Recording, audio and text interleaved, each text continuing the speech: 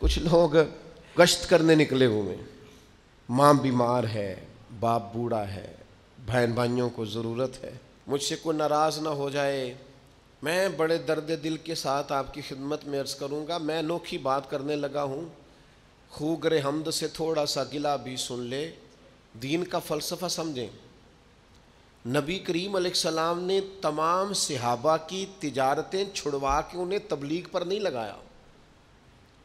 حضور نے تمام کی نوکریاں چھڑوا کر انہیں تبلیغ پر نہیں لگایا۔ میں ذمہ داری سے بات کر رہا ہوں، سرکار نے تمام کی نوکریاں، ڈیوٹیاں، کاروبار چھڑوا کر اللہ کے رسول صلی اللہ تعالی علیہ وسلم نے انہیں مسجد میں نہیں بٹھوایا کہ آ جاؤ تسبیحات پڑھو اور یہاں بیٹھے اور تلاوتیں کرو اور فقط نفل پڑھو۔ دین کا حقیقی فلسفہ یہ نہیں ہے کہ آپ تجارت چھوڑ کر صرف تبلیغ پر چلے جائیں، بلکہ دین کا حقیقی فلسفہ یہ ہے کہ تجارت دیانتداری کے ساتھ کریں، رزق آپ حلال کمائیں۔ دین یہ ہے کہ آپ اس میں کسی کا حق نہ کھائیں، یتیم مسکین کا حصہ نہ لیں، آپ اپنے مال سے زکوٰۃ صحیح نکالیں۔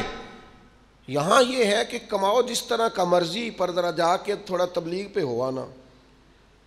تمہارا اخلاق جس طرح کا مرضی ہو، پر ذرا تھوڑا سا جا کے فلاں جگہ ایک جلسے میں شریک ہو جانا۔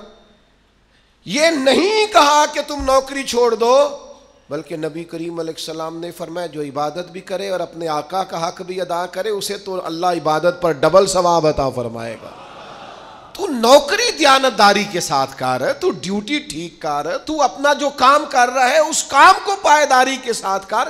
دین تو جہاں بیٹھا ہے تجھے وہاں نیک کرتا ہے، متقی کرتا ہے، پرہیزگار کرتا ہے، لیکن یہاں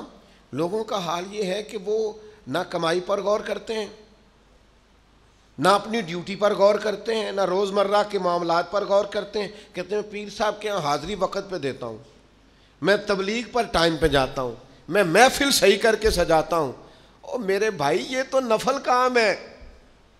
تو اپنے فرض کے بارے میں بتا، تو نے فرض صحیح کر کے ادا کیے،